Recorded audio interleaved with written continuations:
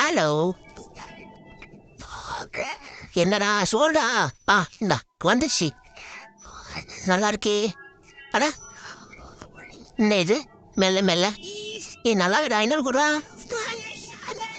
ஆ நல்லா இருக்குடா. இன்னும் ஒண்ணு குடுறா. கோத்தி கதறோம்.